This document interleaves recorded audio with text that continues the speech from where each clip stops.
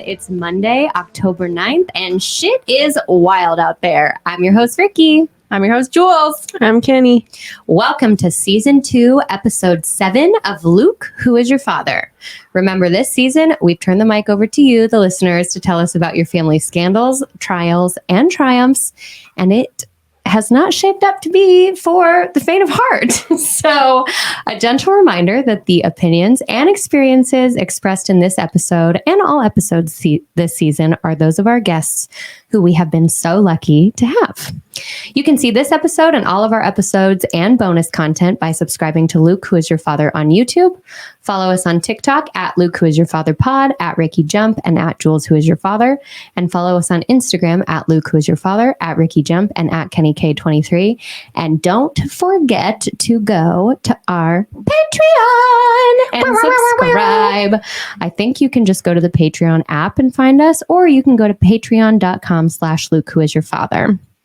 We so appreciate your support, and we would love if you could take 10 seconds to rate, review, and subscribe to this podcast and share with a friend, family member, or someone whose day you want to make or break. We're loving all of the reviews we've received so far. It really means a lot to us and really helps us out and helps people find the pod when you take the time to rate, review, and subscribe. And if you would like to be really, really nice, and only if you would like to be really, really nice, you can also take the time to actually write out your thoughts, give us your feedback, suggestion, heap praise upon us if you would like. And if you have a story of your own to share of the Who's Your Daddy variety, you can submit on LukeWhoIsYourFather.com, where you can also read our bios, any mentions in the press, people trolling us on said press, other podcasts, and of course, you can see all of the platforms we're streaming on.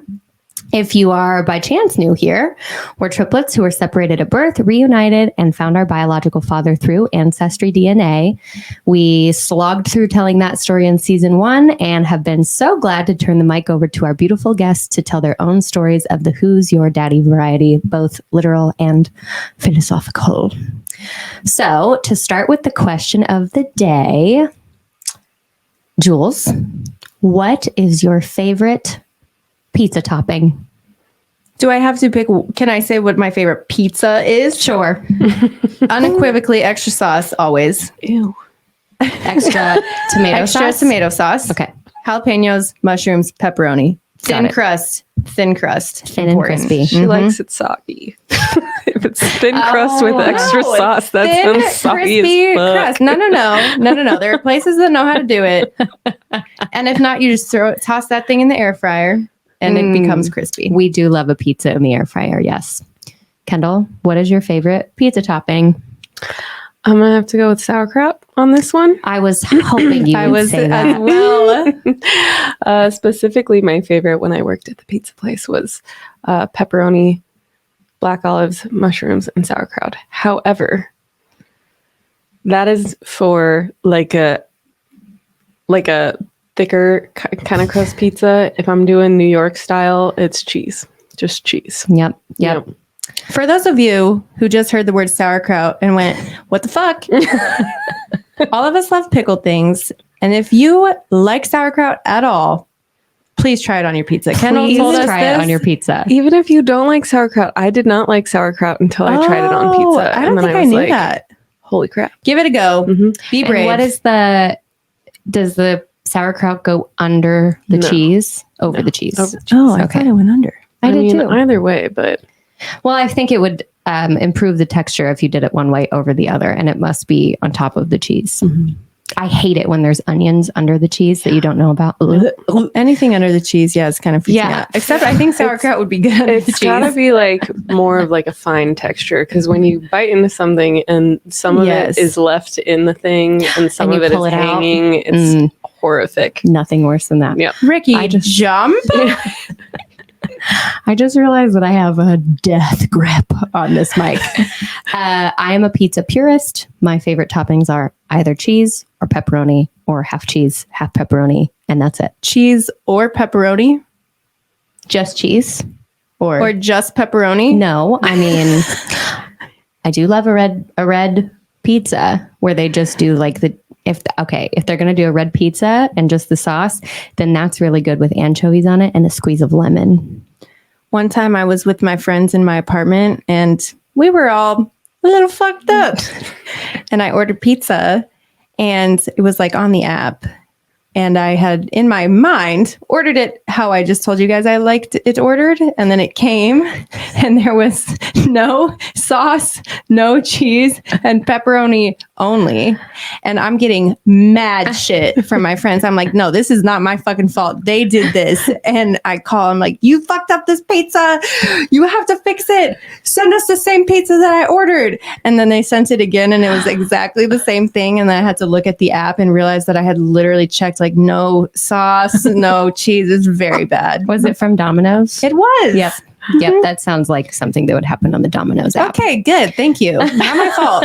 No, I feel you, girl. I hired. Nobody cares. Just kidding.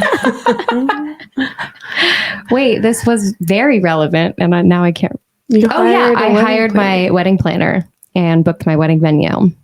And I was kind of telling my wedding planner that we're not super into wedding food, like at all. Like if we didn't have to have it to appease our guests, we wouldn't. And she said that she could bring in pizza for me. Amazing. So I'm But super excited I think about that. more importantly, we need to shout out your wedding planner because Yes, she's a yes. fan of the pod. Yes, my wedding planner's name is Gina. You can follow her on Instagram. She just kind of revamped her business. She's incredible. I can't wait.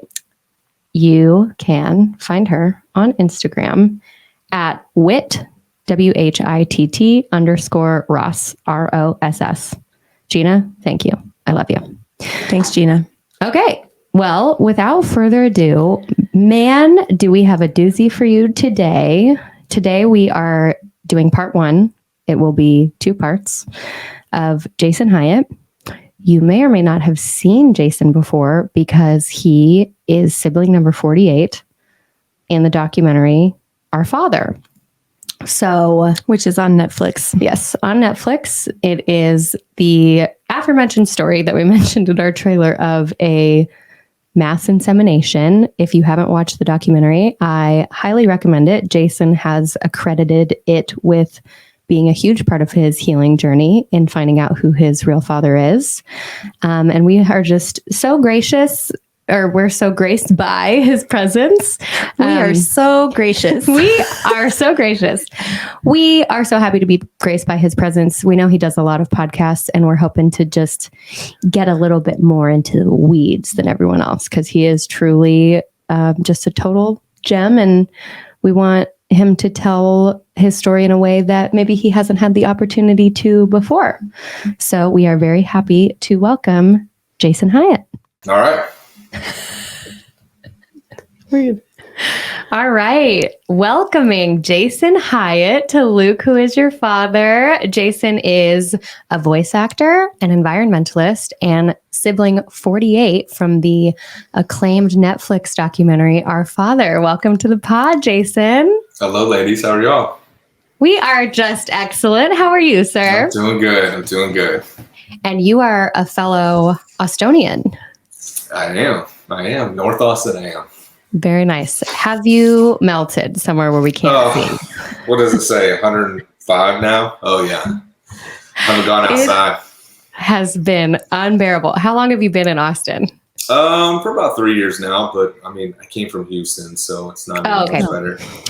That how long have you been in Houston? Had you been in Houston?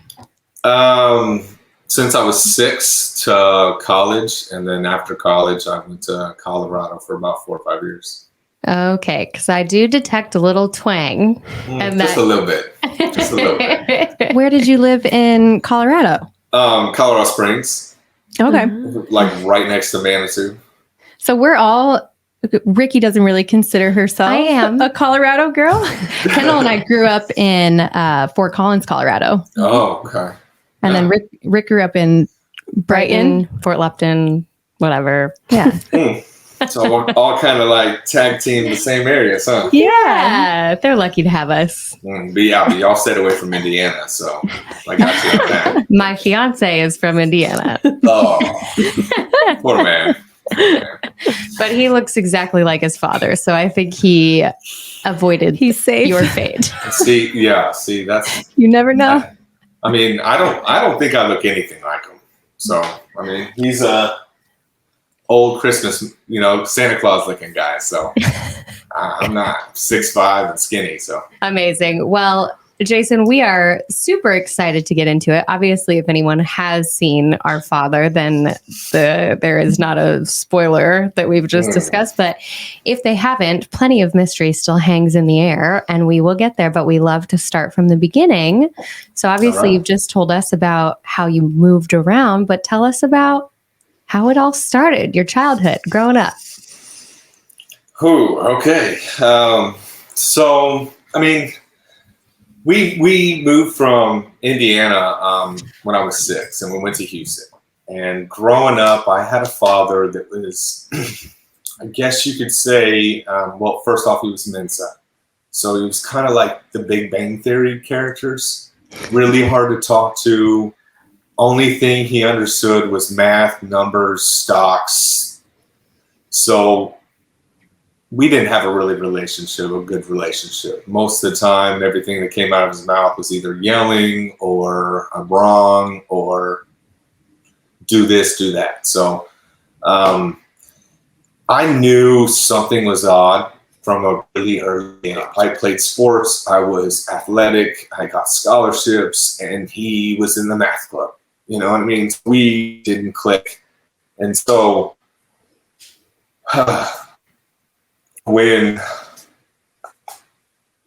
sorry, give me a second. We cry every single time we record this. I told myself a while ago I'm done crying about it.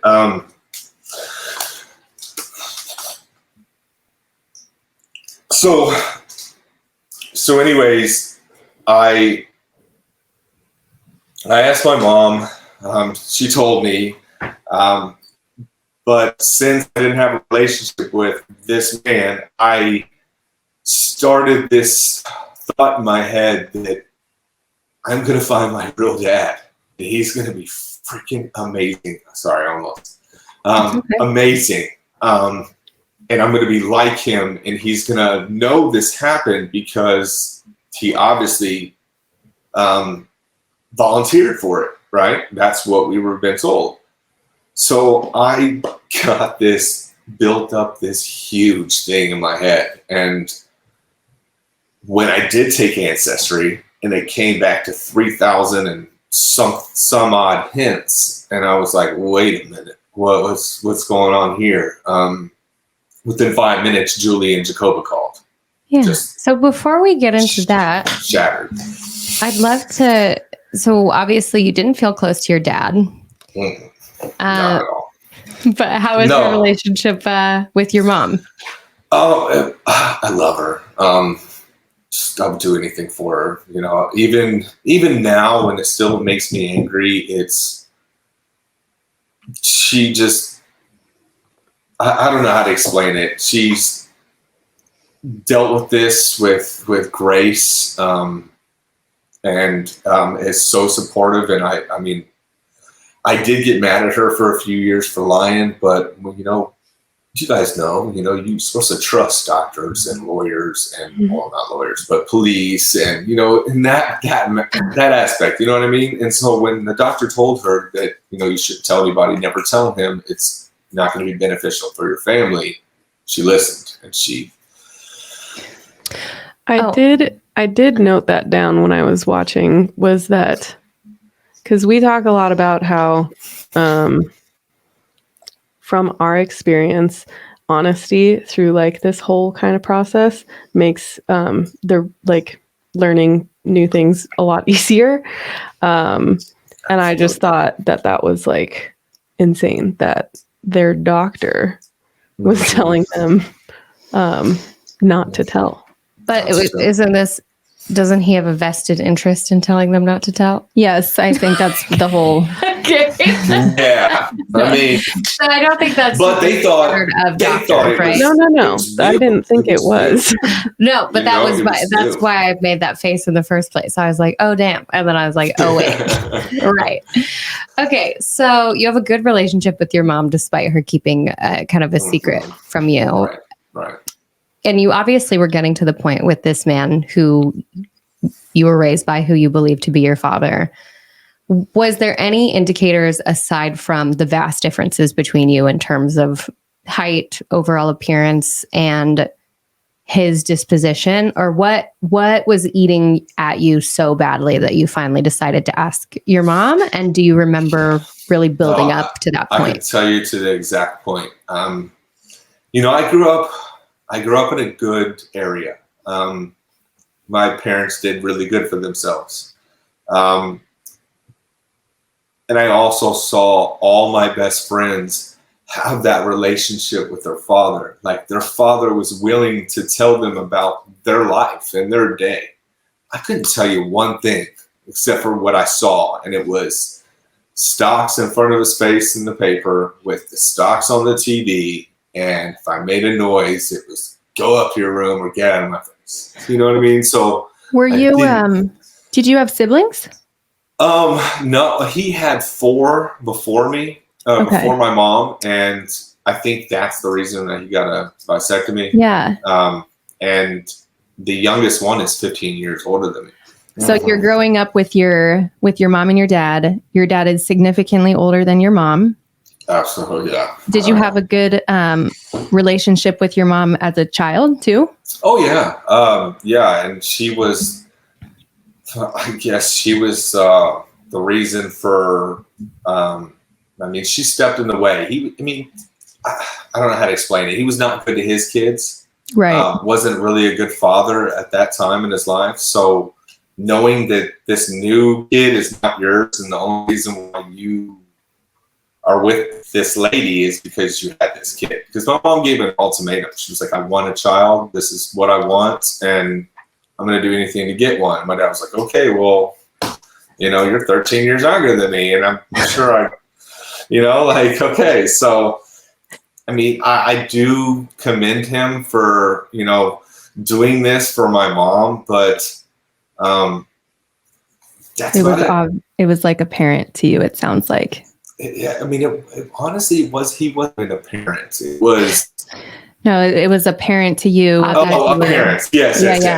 As you were growing up, that it sounds like you didn't feel very wanted. So with it being quite apparent and or obvious to you that your dad did not necessarily feel a connection to you. I know that you said that she stepped in the way in reference to your mom. Yeah. Are you speaking literally? And do you feel as though because she was keeping this secret from you, she kind of did everything in her power to shield you from it and give you twice the love? I don't know about that, but yeah, I mean, in a way, yeah. I just think she was juggling between 2 things that she loved.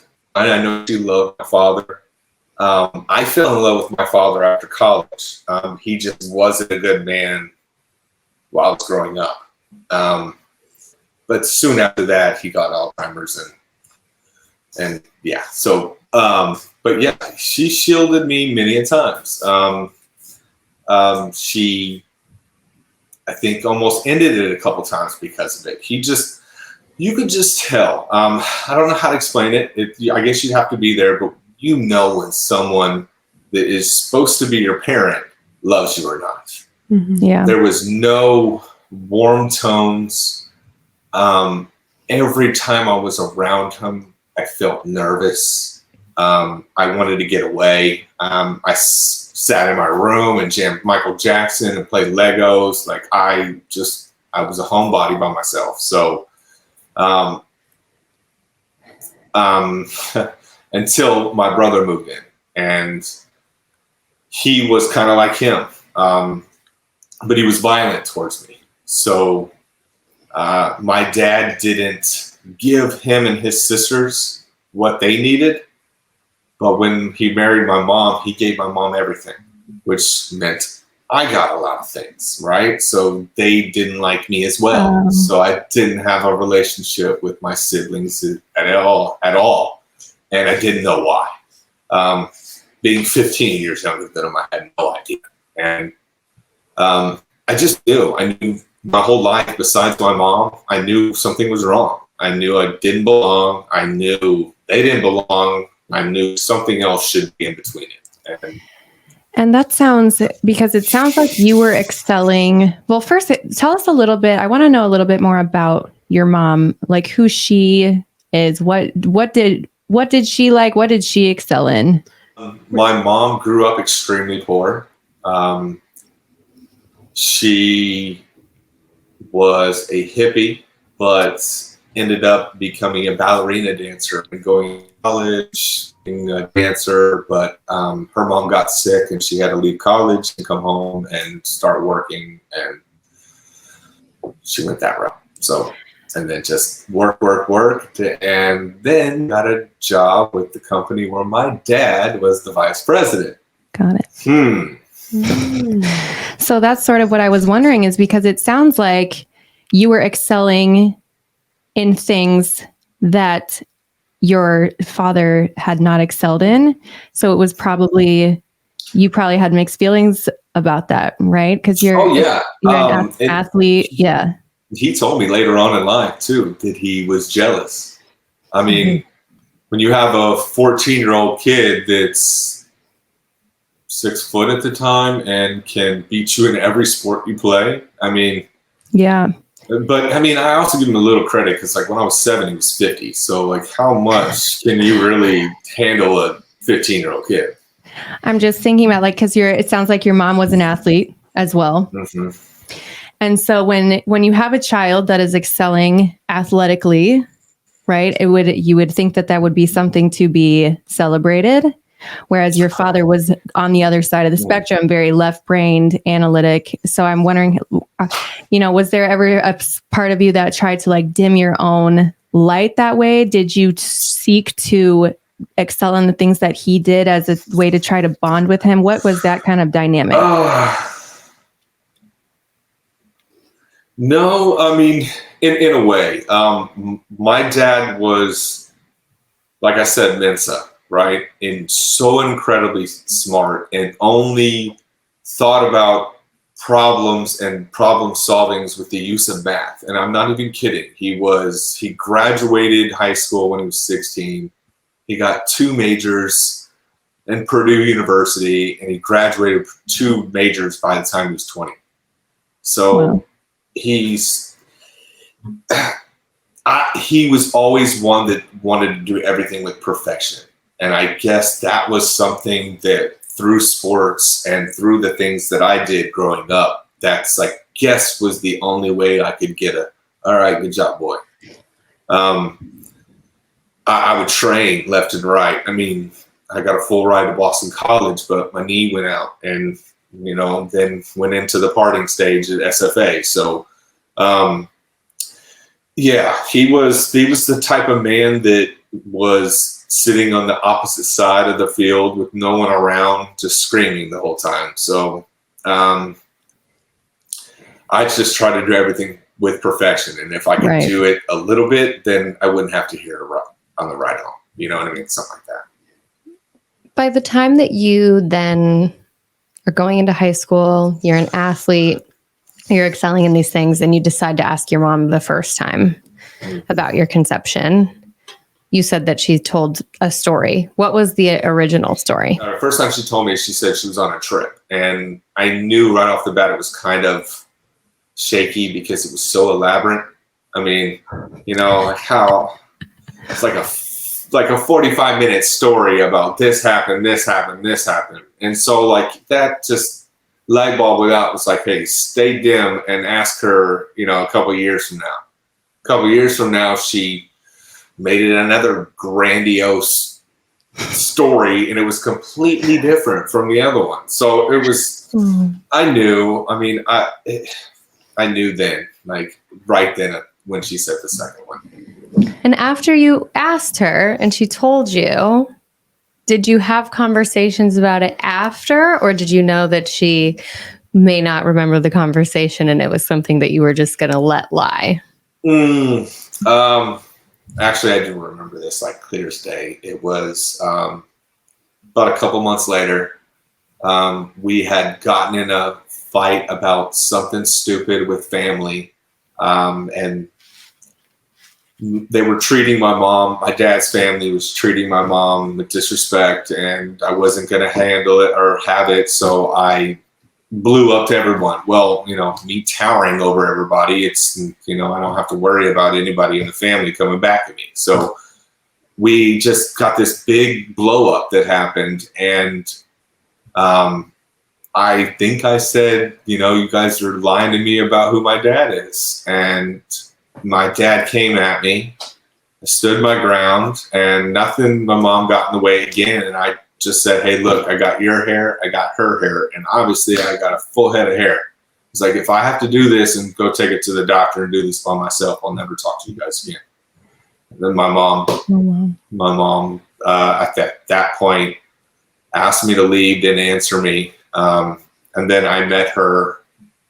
I was working for an environmental company.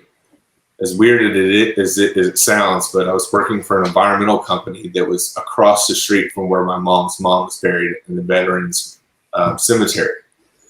And so she asked me to meet there for lunch, and so it was my grandma's birthday or something like that. And she had no idea I was gonna come sit down and ask her again. And when I did, after we're talking about her mom and her mom lying to her about other stuff, I called her out again, and she just immediately started crying. So I knew something was up. I went into my first depression, lost my job. It was a pretty tough time for me for a while. Picked it back up, ended up marrying somebody that I shouldn't have, who just took me for everything, money, my soul, my mind, everything.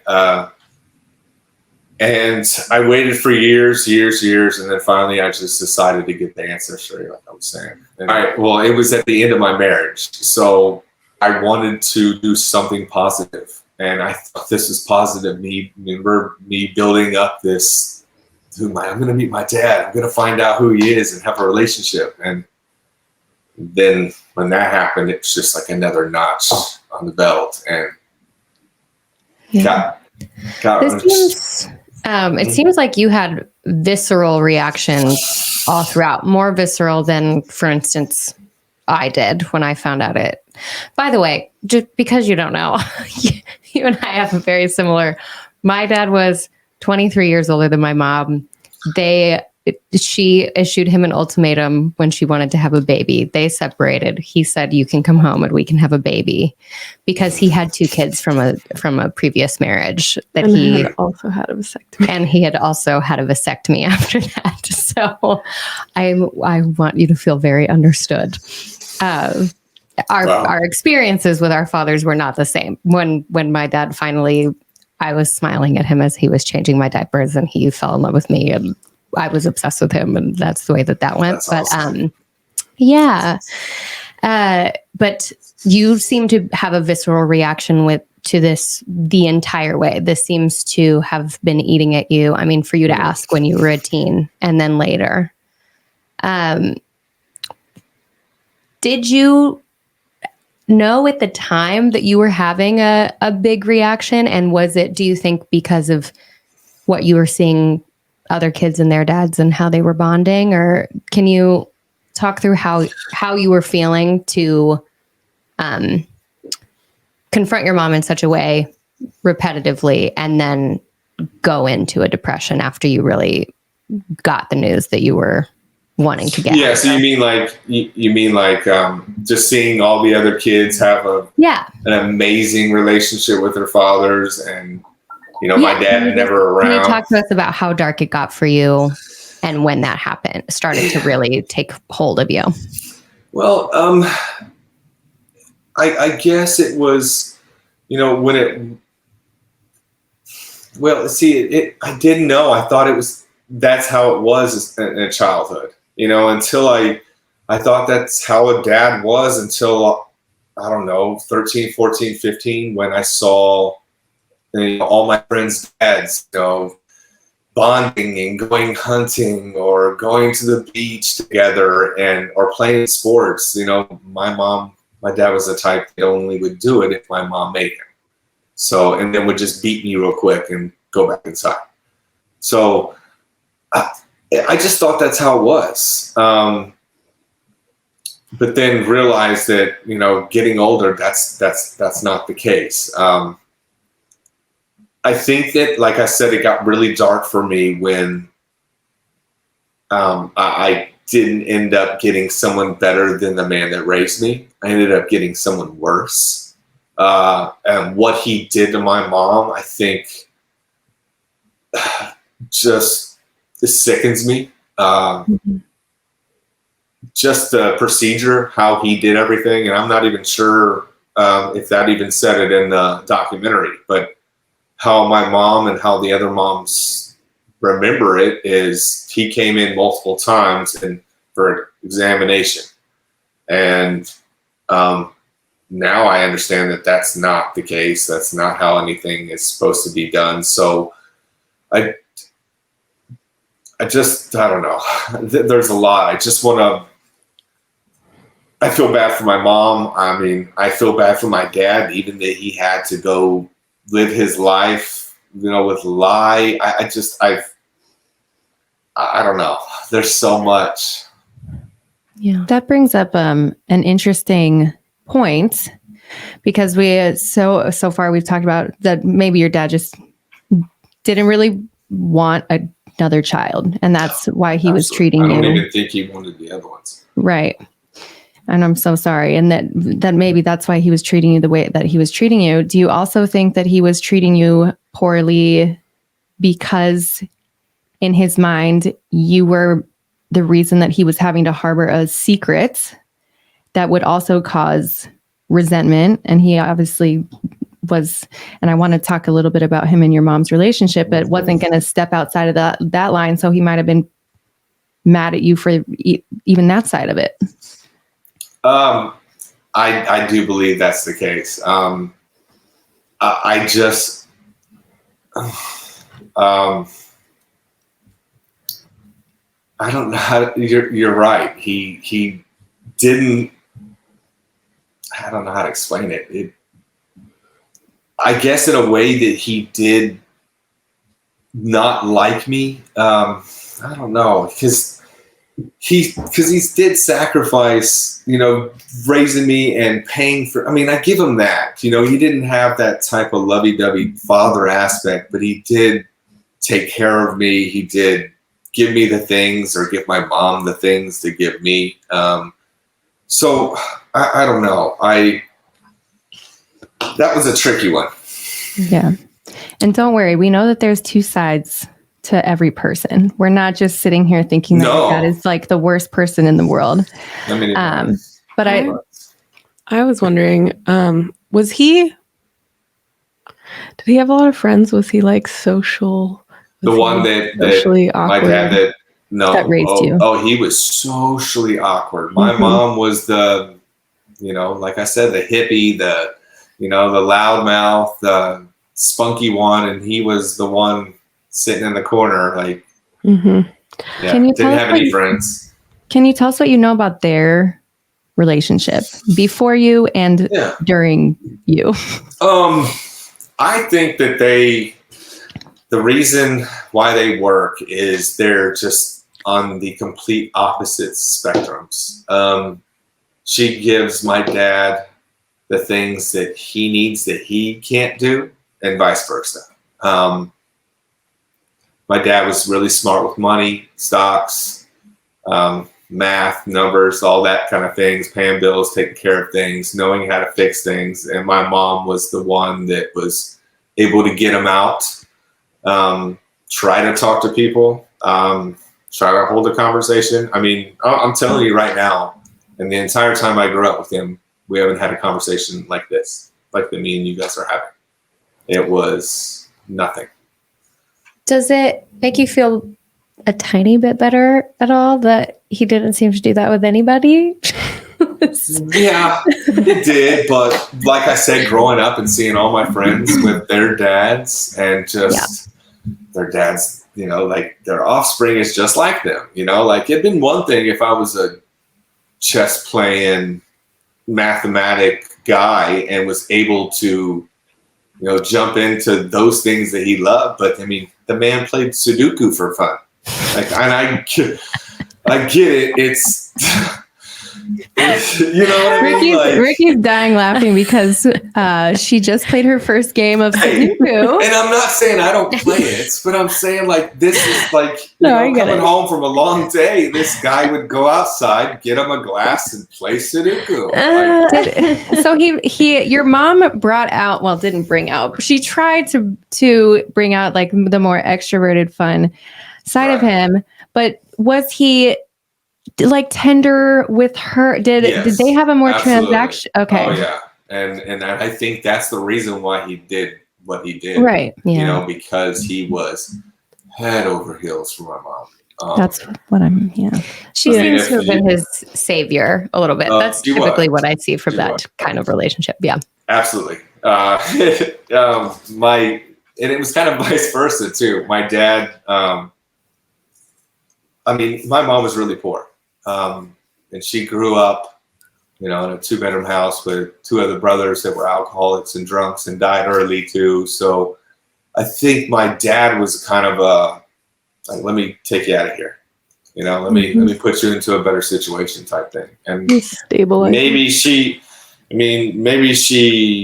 loves him now. Maybe back then it was just a way to get out of her situation. You know, she'll never tell me that, but I mean, I'm not stupid, so. And the reason I want to go back to you speaking to her at the cemetery and then deciding finally to pull the trigger on a DNA test. Yeah. But what I was alluding to when I said that you seem to have a visceral big reaction to this is I think that is pretty admirable and pretty rare for you to have been so in touch with your feelings that entire time that you knew that it was something that was really bothering you, because I don't think a lot of men know that something's really bothering them until they're like 40. And for you 1 year away. You look great. Yeah. Well, I appreciate it. Except for you don't see the gray hairs underneath the hat. So I thought it was that way on purpose. Yeah, it's very in. It's very in. No. But for you to have been feeling that so potently all through your teens and observing the differences and to really seek the truth for so long and be okay even now saying, it might not have bothered someone else in my position, but it really bothered me, I think is really admirable for you the entire way. I mean, trust me, it was not easy. But I think making this documentary that I made it healed me. It was, I mean, I don't think I've cried so much in my life when I was making that movie. It healed me to a point where I don't think about it daily anymore. Every once in a while I do. But this whole situation is kind of, in a way, ruined a lot of things. Like, I don't want to have children because of it. I mean, I did for the longest time. I wanted to be a dad, and I'm not passing that on. I don't know if it's hereditary, you know, I don't know if it skips, you know, generations, but he has some sort of a mental disability. How could you not? And I don't want to explain to my child and have to go through a similar situation that I was put in. You know, even my situation with my parents, I don't want my child to come up to me and be like, why do I have to stay out of Indiana? Like, Why? You know, you might run into 500 Right. cousins. Like, don't be going and dating anyone. You know, I don't want to have that. Do you think there was when you were born, because you were your mom's only son, right? Correct. Did she dote on you? You already know. Yes. Yes. And I'm wondering because, and Ricky, I hope you don't mind that I shared this part of your story, but your dad did this for her, right? Mhm. And then when you were born, I think maybe part of him expected to be, treated like a king because he had done this for your mom. And then maybe did he see a lot of attention maybe being taken away from him and given to you? Yes, ma'am. Absolutely. And honestly, listeners, Jason is pointing to his nose for the listeners. I loved it. On the nose, yes. right on the nose. I've been sitting at the top of the stairs many a times and remember them fighting about me, about how he thinks I shouldn't do something. I'm a mom, and just left and right. I mean, it was constantly. And I wasn't a bad kid. I didn't get into trouble really till junior, senior year. So I was a good kid. So I guess that's a good point, is because would you consider yourself a people pleaser? Absolutely. Of course. You care a lot about what other people think of you, which absolutely every single person in this room does. So I think I was going to ask that when Ricky's talking about this really visceral reaction you were having. And I was wondering how much of that had to do with you just being so sad and upset that it seemed like you were never able to please your father. So maybe it's just not my father.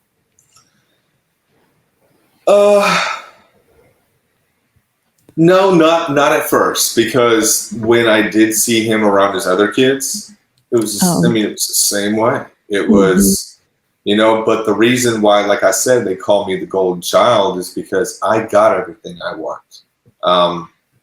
And it's not like I was completely spoiled or acted like it, but it was my dad, when they were growing up, obviously he wasn't making the type of money he was when I was 7, when he was 50. He really went to the next level. And so I got things that they didn't get. So they were jealous, and brother beat me up constantly about it and, picked on me as a kid. And when did he move? Your brother that moved in with you, was he the closest to you in age? No, there's one sister that is 2 years younger than him. Okay, so he's 17 years older than you. Mm-hmm. And tell us about him moving in to why did that happen? He himself was a wild child and got in trouble in college with drugs. And my dad yanked him out of Indiana University and yanked him down to Houston, gave him a bicycle and got him a job at the donut shop. And my brother was not happy. So only one he could take it out on was me. How old were you when he moved in?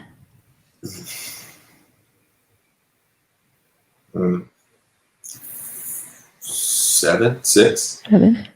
And do you think, having lived with him in the time that you did, and seeing, at least as far as temperament and disposition goes, such obvious similarities between him and your dad, that at least at a later age further convinced you that there's no fucking way that I'm actually come from this person? Mm-hmm. Yeah. And he was a little bit more athletic. He got into drugs and also steroids. So he was real big and real buff when he came mean. And fucking mean. Real mean. That's like when you first said that your older brother moved back in, I'm thinking Corey Matthews and Eric Matthews. Oh yeah, like a nice man. Typical older brother kind of. This is like a college man coming home and beating up on his child. And when he went, he I mean, it's not like it matters, but he was in a bunch of drugs, got tatted all up within like a year. And I mean, I don't get me wrong, I got tattoos everywhere on my body, but he just went from a dork, I guess, to all of a sudden this wild child. And it was like, do you think him pushing against his own stereotype? Was he directly rebelling against his father? Absolutely. Yeah. It's not often that someone on this podcast unlocks memories for me, but my dad's daughter, his son passed away. His daughter was older than my mom by a year. And I am just now remembering that she despised me. And my parents were constantly telling me when I was younger that that was because my dad gave me attention that she did not receive. And now I am also seeing that she's biting her tongue the entire time to be like, she's not even his. But they didn't know that about you, right? No, they didn't know that about him. Yeah. No. How did your parents? But my dad left their mom for my mom. Oh shit. Oh no. Yeah. Okay. My mom worked. Mom worked for him. Was like a secretary for like somebody. Like he was the vice president of the company. So do you see why we were wanting to dig into this? This is, I mean, we know the second half of this is going to be cuckoo bananas, but this is just as poignant and as relevant to who you are. Absolutely. Did your parents know that the way that he treated you? Not for a long time. And it was because, you tell I'll beat you up. And it was like he frightened me. I mean, he did some things that probably can't even say this on the podcast. You can say anything you want on the podcast. I probably don't. I probably shouldn't on that one. Okay. But he did some things to me that an older brother should never do. Right. He beat me up constantly, locked me in closets, told me showed me what real manhood was. I mean, he was just a mean kid, and it was because he was coming off on heroin and taking steroids at the time, and just mean. And I didn't feel like telling anybody because the only person I had was my mom. I couldn't go to my dad and have that relationship with him. He probably would have smacked me to get away from him. I annoyed him for some reason. But when my brother did, move in, he treated me like crap for years and years and years. And then when I finally became a man and grew 3-4 inches taller than him and became a lot bigger than him, he still was up to his old tactics. He got a divorce from his wife because he was taking pain pills, and he just was a bad guy back then. And he treated me, and he was jealous of everything. Thank you for sharing. I know that is hard. And I'm wondering, because I have a little bit of this in my blood. So it sounds like you worked really hard to make your parents proud, be a good kid in high school, but you did allude to earlier that might have shifted at some point. Just a tad. Tell us about when that happened, and if you could make clear whether there was a distinct correlation between you confronting your mom for the first time. And I think this was way earlier. No, it had nothing to do with it. Okay. This was kind of like sports and getting a scholarship to Boston, and was kind of my escape. To be honest, I was ready. And then when I got hurt, I had to go to a Texas school. So we're going to get into you getting hurt, college in Right. Texas, but I'm talking about in high school. Did you have a period of acting out in high school? And if so, what do you think? Was that just a normal teenage thing, or did it have anything to do with what you were going through at home? No, it's just a normal teenage thing. Yeah, at that point, when I did start, I guess, getting a little wild, my dad was a little bit more laid back at that point. Still very mean, but just a lot laid back, and I could get away with a lot. I mean, he was really old at that time, so he didn't catch the things that I would do. And then if I did get in trouble, my mom would be like, I don't see anything, you know? So he wouldn't know. Okay. I when I look back on Kendall and I, our father was very sick through all of our high school, and her and I handled it very differently. And I think, and I mean, this is something that has plagued me my entire life, not just past this point, but what I was doing a lot of partying in high school. And I was like, oh no, this is just what my high school does, which was true. My high school was Right. very, very rowdy. But when I look back on it now, I definitely took it. I think it was coming from another place for me, like the level that I took it to. So I was just wondering if you thought that there, any part of that had an effect on it, or maybe it was just, your dad was asleep in bed and your mom was like, he was here the whole time, I swear. I don't think it had any effect on me until my freshman year in college. Okay, so that's when I took my level of partying to the next level, I guess. Wow, that's a rough time too. It was the second time after I asked them, and I had tore my knee up. My kneecap went to the back of my knee. Just found out, lost my scholarships. All the party people that I had hung out with in high school had went to SFA and joined a fraternity.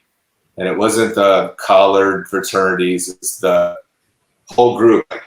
Like khakis and fraternity. It was like groups. So it was like the jocks over here, the pot smokers over here, you know what I mean? But we all hung out through parties. So I had my hand in a bunch of different activities, and ended up getting into a drug that made me take it to the next level, where I ended up starting to not care about anything, running it, being an idiot, taking it to college and being like, here, supply the whole party type thing. I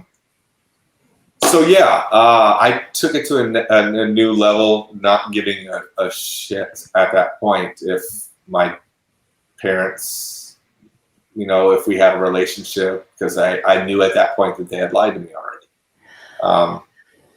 That point I did take it to a new level. That sounds like the perfect storm, which again is just a theme that we have seen.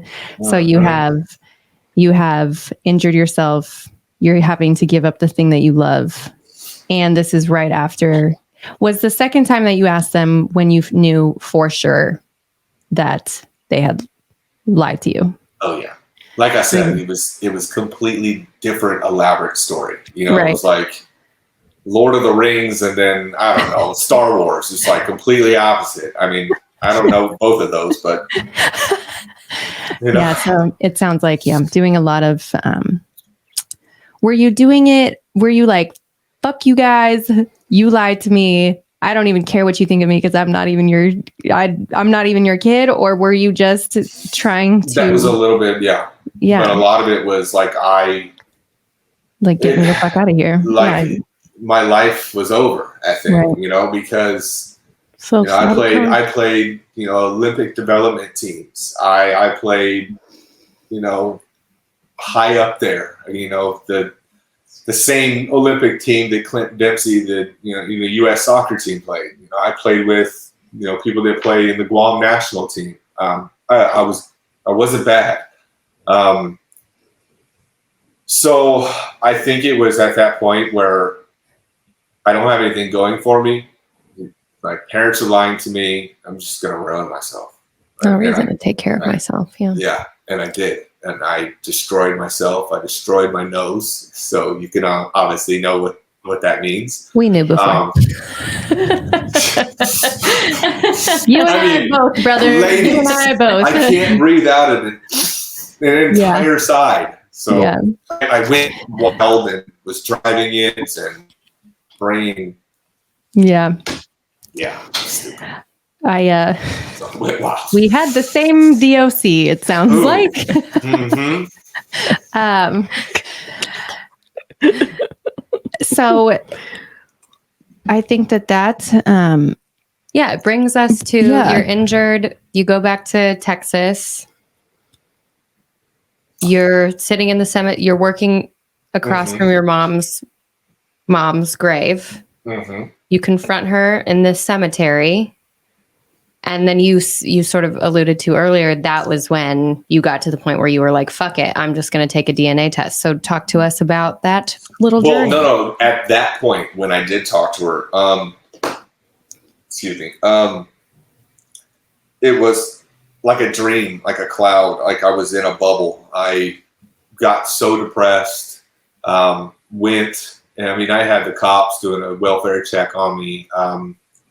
All I can really remember about that month is I sat in my apartment, no lights on, drinking bottles left and right, smoking weed, doing, just getting messed up, and started smoking spice because it was stronger than weed at that point, right? So that put me into the hospital and shut down my kidneys. Almost went into dialysis from it. So and after that, there's so much. Like I don't even know. There might have to be a part 3 because there's so much that leads up to it. Before that happened, I had been dating a girl that I had met through the work that I was at that time. And we had been talking for a couple months. You were like, this turned out great for my parents. Yeah, right. But it was like one day I didn't hear from her, and I found out. And I know if you want to get into it, we can. But I thought she just ghosted me, so I was depressed at that point, and just said, there was a couple girls that were, trying to get at me, and I finally just said, okay, I'll get with the one that I went to high school with, and she's beautiful. She was a Houston Texans cheerleader at one point, and I said, okay, well, I'll do it. Well, after I got married, I found out the girl that ghosted me was in a car accident that night and can only type through the computer now. So, like, I just had one thing left and right build up. And the marriage that I had was the wrong marriage. She was evil. And I'm not saying everybody is, but she, dwindled my bank account. She used me. She didn't do anything. She was a poet and a writer at the time. You know how writers get their money up front. And when the deadline came around and it wasn't done, who do you think had to pay for it? Who do you think had to pay the money back? I did. So it was like she just used me for years, and at that point when my marriage was going at a downward spiral, I found out about the DNA, and that was when the DNA and then the suicide attempts all happened at the same time. So you're obviously in a relationship where I feel like, in line with everything that you've said about your mindset up to that point, you're sort of accepting what you think you deserve. Right. And where in that relationship did you decide to take a DNA test, and how did that logic go? Well, like I said, I think I told you earlier, it was just a horrible, crappy time in my marriage, and I wanted some good news. I wanted to finally find my dad. Ancestry, I've been holding back on it, and I was like, man, maybe I can find this guy, and he can get me out of this little hole that I'm in. And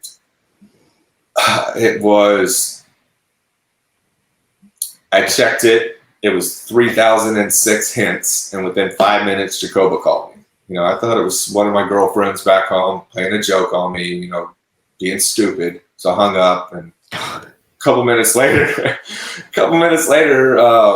I can't remember. I mean, there's 106 of us now, but I can't remember who called second and sat down, and I was like, look, you just talked to Jacoba. I need you to sit down. This is what it is. And the point I knew when my relationship was over was when I walked through my door and just started crying.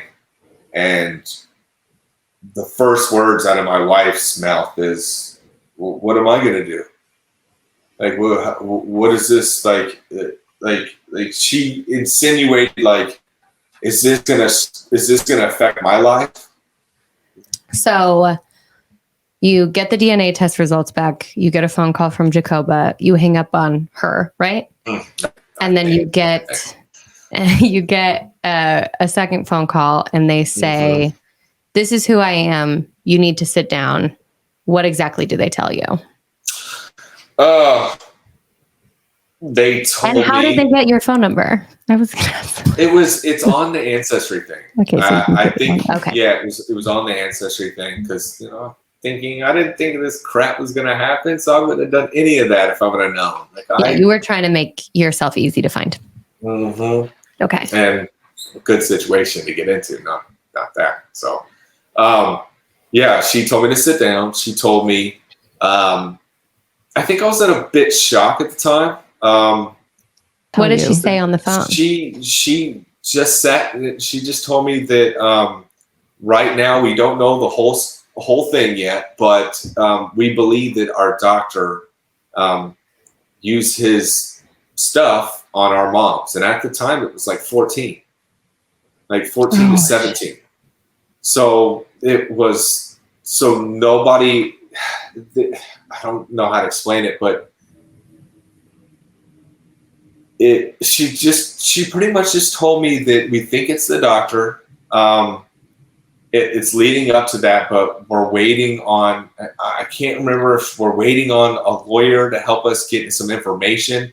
At that point, honestly, guys, I was shocked. I was like fried at that moment. I don't even remember driving home. I don't remember a lot about that day.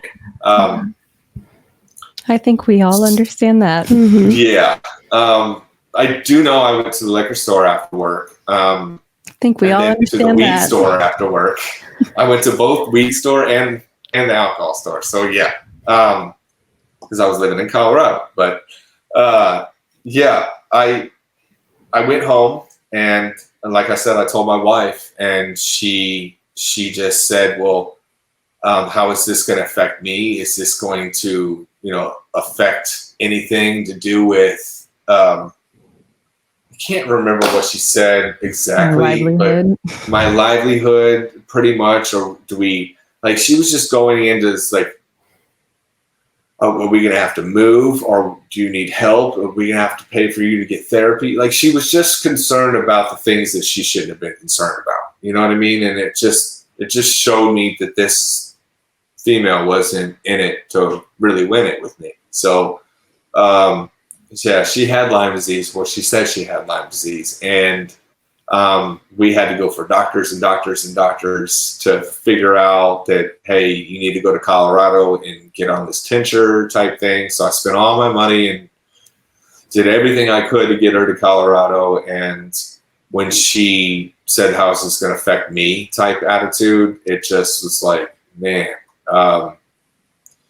So I remember that week I had just been down and depressed. She was having a procedure. She was going to go in and get some sort of a stent put in. and then she was going to stay at her friend's house, right, for a couple of days. And so I was by myself. I had gotten another call from, I believe it was Jacoba, and talked a little bit more, got off the phone, and drank, took pills, smoked, and tried to hang myself from my fan.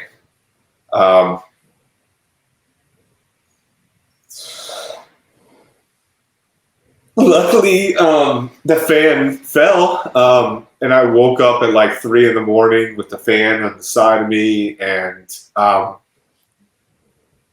just remember throwing up, because not from the drugs and alcohol, but from disgust from this whole situation. And I think everything just got to me to a point where I broke down. I broke down to doing things that I never thought I would do. I got in my closet and got 2 or 3 guns. I don't know why I needed all those, but I wasn't even in my right mind. I ended up driving all the way to St. Louis from Colorado Springs, and realizing at that point that if I do this or have these thoughts, then I'm just like him. I don't want to be anything like this man. Damn.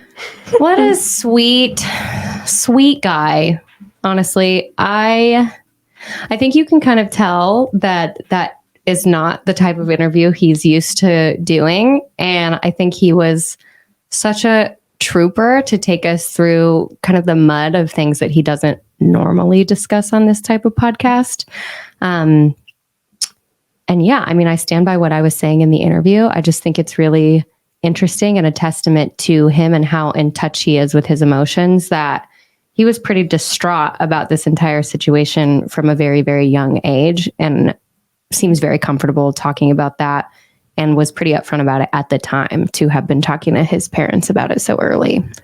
Yeah, I agree. And thank you, Jason, for being so vulnerable. And I think that's important. I think that's something that we really, really hope that we're focusing on and hoping that we're getting across, is that when we reach out to these people and we want to tell their story, I think they automatically jump to, okay, they want to get to the, penultimate event or the climax of this story, which for us is very, very important. But we know that there's a lot that goes into that. And I think it can get very glossed over for some people, and they feel like this piece of the story makes up who they are in other people's minds. So I think to go deeper and to really explore the first part of that, because it's not all about this DNA test. Well, no. And what we heard from going through our entire story in season 1, that's what people were most interested in. Yeah. Was the point A to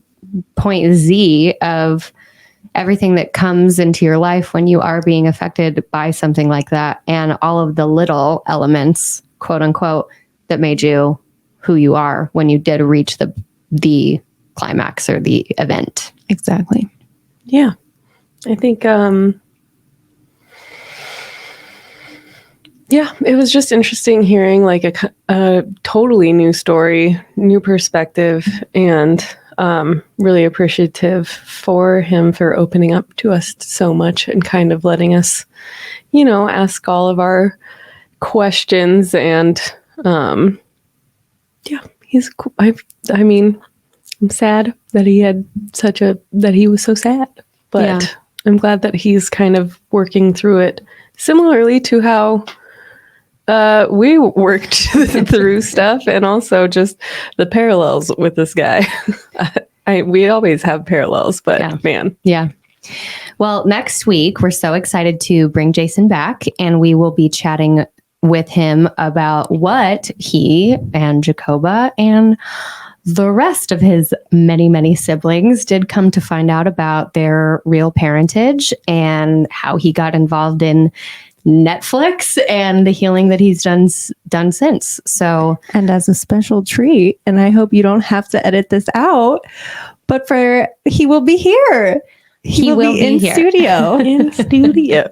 Come hell or high water, We're going to make it happen. we're going to make it happen. But for now, we are signing off. In the meantime, we hope you leave feeling a little bit more normal in your own family dynamic, excited for the possibilities, and of course, more curious about the world around you. Have a good week, take things in stride, and leave people better than you found them. We'll see you next time. Bye. Bye. Bye.